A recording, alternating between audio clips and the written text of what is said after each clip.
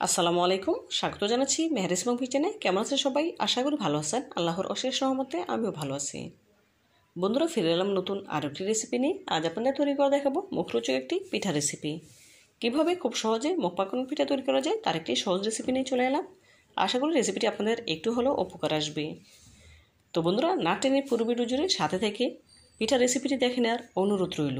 চলুন মূল রেসিপিতে যাওয়া যাক। মুখ পাকানো পিঠা তৈরি করার জন্য এখানে 1 কেজি মুগ ডাল নিয়েছি।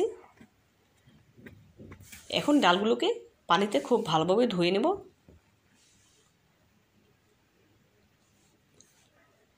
দেখুন বন্ধুরা, ডালগুলো আমি ভালোভাবে ধুয়ে নিয়েছি। এখন সেদ্ধ করার জন্য প্রথমে একটি পাতিলে নিয়ে নিচ্ছি।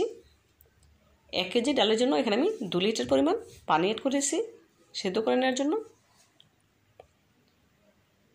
এখন ঢাকনা দিয়ে ঢেকে হাই হিটে জাল করে নেব। দেখুন বন্ধুরা, ডালে বলক চলে এসেছে। ঢাকনা তুলে নিয়েছি। এখন দিয়ে দিচ্ছি পরিমাণ মতো লবণ। লবণ দেওয়ার পর একটু নেড়ে চেড়ে নেব। এখন আবারও ঢাকনা দিয়ে ঢেকে দেব ডালগুলো পুরোপুরি সেদ্ধ হওয়া পর্যন্ত। এই পর্যায়ে ডালগুলো পুরোপুরি সেদ্ধ হয়ে গিয়েছে। দেখুন, আপনাদের দেখে দিচ্ছি। এখন একটি ডাল ঘুটনির সাহায্যে ডালগুলো ঘুটে নেব। এত করে ডালগুলো খুব সহজে ম্যাশ হয়ে যাবে।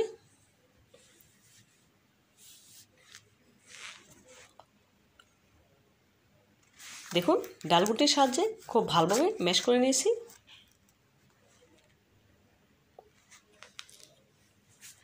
আপনাদের দেখে দিচ্ছি ডালটা কতটা ম্যাশ করে ফেটে নেওয়া হয়ে গেছে। দেখে নিশ্চয় বোঝা যাচ্ছে। এখন এতে অ্যাড করে দেব চালের গুঁড়া। এখানে আমি 1 কেজি ডালের জন্য 1.5 কেজি শুকনো আতপ চালের গুঁড়ো নিয়েছি।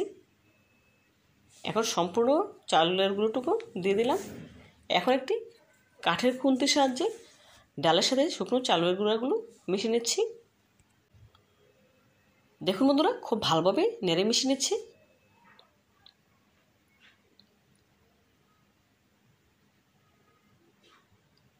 মিশিয়ে নেওয়া হয়ে গেলে এখন ঢাকনা দিয়ে ঢেকে গ্যাসের ফ্লেমটা একেবারে লো হিটে করে দিয়ে 10 মিনিট রেস্টে রেখে দেবো। এই 10 মিনিটে চাউলের আটা পুরোপুরি সেদ্ধ হয়ে যাবে। ফিরে আসছি 10 মিনিট পর। দেখুন বন্ধুরা, 10 মিনিট পর ফিরে এলাম। এই পর্যায়ে চাউলের আটাটা পুরোপুরি সেদ্ধ হয়ে গিয়েছে। এখন একটু নেড়ে চেড়ে চুলা থেকে নামিয়ে নেব। এখন একটি সরানো ডিশে ঢেলে নিচ্ছি। দিয়ে দিচ্ছি 1/2 কাপ পরিমাণ সয়াবিন তেল। তেল দেওয়ার কারণে পিঠাগুলো অনেক মুচমুচে হবে, খেতে খুবই সুস্বাদু হবে। আপনারা যদি এভাবে মুখ পাকানো পিঠা তৈরি করেন তাহলে অবশ্যই তেল দেওয়ার চেষ্টা করবেন। এতে করে পিঠার স্বাদ অনেক গুণ বেড়ে যাবে। এখন খুন্তির সাহায্যে নেড়ে চেড়ে কিছুটা ঠান্ডা করে নিচ্ছি। পুরোপুরি ঠান্ডা করব না। কিছুটা যখন ঠান্ডা হবে তখন হাতে মথে ভালোভাবে মসৃণ একটি ডো তৈরি করে নেব। দেখুন বন্ধুরা, খুব ভালোভাবে মথে নিয়ে মসৃণ ডো তৈরি করে নিয়েছি। এখানে কিছু খেজুরের কাটা আগে থেকে সংরক্ষণ করা ছিল, নামিয়ে নিয়েছি। এখান থেকে পরিমাণ মতো ডো নিয়ে একটি রুটি বেলে নেব। আমরা সাধারণত যেরকম রুটি খাই এই রুটিটা তার থেকে অনেক ভার হবে। বন্ধুরা, এই রুটিটা কিন্তু শুকনো চাউলের গুঁড়া বা ময়দা দিয়ে বেলা যাবে না। এখানে পরিমাণ মতো সয়াবিন তেল অ্যাড করে দেব বেলে নেওয়ার জন্য।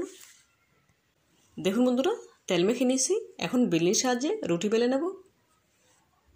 বন্ধুরা, রুটি বেলার সময় সাইড দিয়ে একটু ফাটা ফাটা হতে পারে, এতে ভয়ের কোনো কারণ নেই। যখন পিঠাগুলো তেলে ভাজা হবে তখন শক্ত হয়ে যাবে, ফেটে বা ভেঙে যাবে না। দেখুন বন্ধুরা, রুটি আমার বেলে নেওয়া হয়ে গিয়েছে। এখন একটি চাকুর সাহায্যে পিঠার আকারে শেপ দিয়ে কেটে নেব। আমি আমার পছন্দ মতো কেটে নিচ্ছি। আপনারা আপনাদের পছন্দ মতো যে কোনো শেপ দিয়ে কেটে নিতে পারেন, কোনো অসুবিধা নেই। এখন আপনাদের একটি পিঠা দেখাবো যে পিঠার পুরুত্বটা কেমন হয়েছে। দেখে নিশ্চয়ই বোঝা যাচ্ছে। এভাবে করে একই প্রসেসে বাকি পিঠাগুলো কেটে নেব।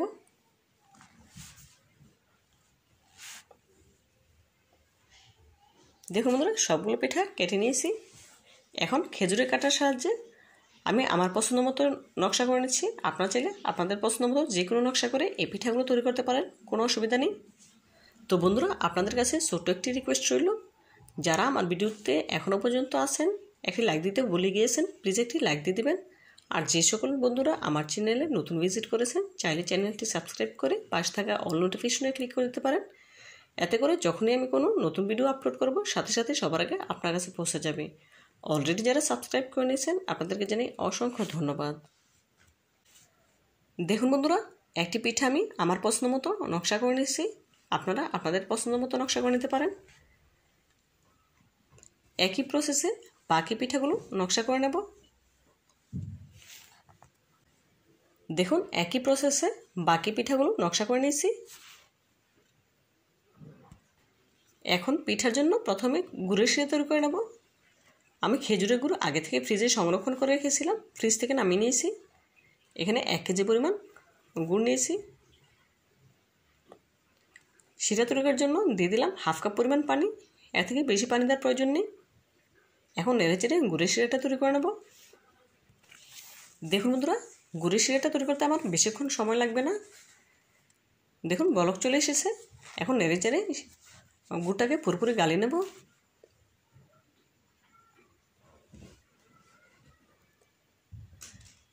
বন্ধুরা, এই পর্যায়ে গুড়টা পুরোপুরি গলে গিয়েছে, গুড়ের শিরাটা আমার তৈরি হয়ে গিয়েছে। এর থেকে বেশি ঘন করার দরকার নেই। দেখে নিশ্চয়ই বুঝতে পারছেন শিরার ঘনত্বটা কেমন হবে। গুড়ের শিরাটা এখন চুলা থেকে নামিয়ে নেব। এদিকে চুলা একটি তাওয়া বসিয়ে নিয়েছি, তার উপর একটি করে পিঠা দিয়ে দেব সেকেন্ডের জন্য। চুলার আঁচ কিন্তু লো হিটে আছে। এভাবে করে পিঠাগুলো সেকে নিলে যখন পিঠাগুলো ভাজবো তখন ফেটে বা ভেঙে যাবে না। পিঠাগুলো ভেজে নেওয়ার জন্য অন্য একটি চুলায় একটি প্যানে পর্যাপ্ত পরিমাণে তেল গরম করে নিয়েছি। এখন তাওয়া থেকে তুলে একটি একটি পিঠা গরম তেলে ছেড়ে দিচ্ছি। বন্ধুরা, পিঠাগুলো সারার পর গ্যাসের ফ্লেমটা মিডিয়ামে করে দেবো। হাই হিটে করে পিঠাগুলো ভাজা যাবে না, এতে করে পিঠার উপরে কালার চলে আসবে কিন্তু মুচমুচে হবে না। সেজন্য শুরু থেকে শেষ পর্যন্ত মিডিয়াম ফ্লেমে রেখেই পিঠাগুলো ভেজে নিতে হবে।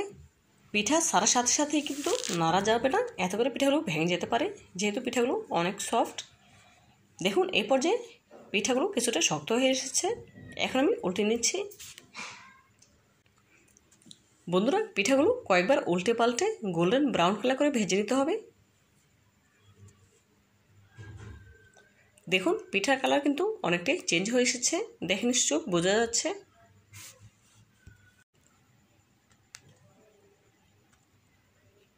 দেখুন বন্ধুরা, এই পর্যায়ে পিঠাগুলো গোল্ডেন ব্রাউন কালার করে ভাজা হয়ে গিয়েছে, দেখে নিশ্চয় বোঝা যাচ্ছে। এখন এক এক করে পিঠাগুলো তুলে নেব।